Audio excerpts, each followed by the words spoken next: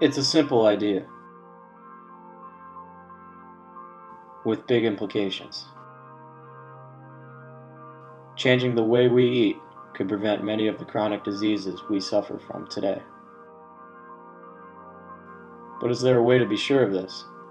Researchers are asking the same question, and to help answer it, they're conducting population studies to compare diet to the incidence of chronic illnesses. One of the most startling findings happened by accident.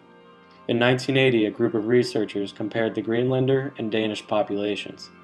Because they have the same Nordic background, researchers could rule out major genetic variations as a cause for differing rates of diseases. But not only were the populations genetically similar, they shared very similar diets, which had remained similar for centuries.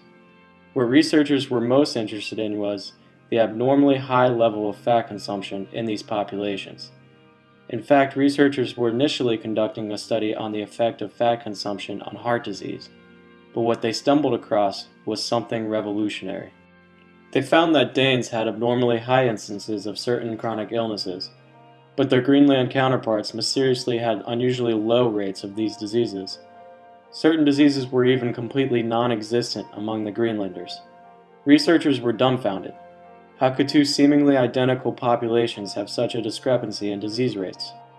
To answer this question, researchers examined the types of fat being consumed, and found that it was the types of oils they were eating that were accountable for the differences in disease rates.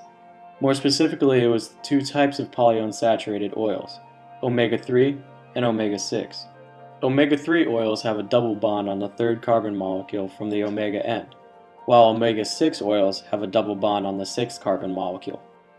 This microscopic difference may be responsible for some of the most pervasive chronic diseases we suffer from today, and the Greenlander and Danish populations were a textbook example of its effect.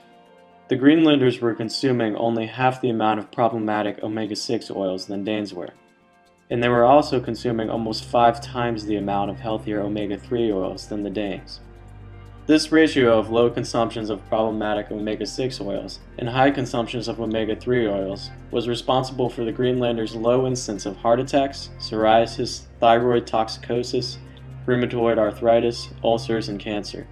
It was also responsible for the non-existence of diabetes, asthma, multiple sclerosis, Crohn's disease, and ulcerative colitis.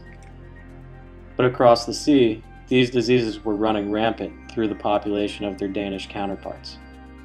Researchers began to explore the diets of other regions and found that many of the diets of Mediterranean and Asian cultures had a similar balance of omega-3 and omega-6 oil consumption. And not surprisingly, these two regions have had exponentially lower rates of chronic diseases for centuries.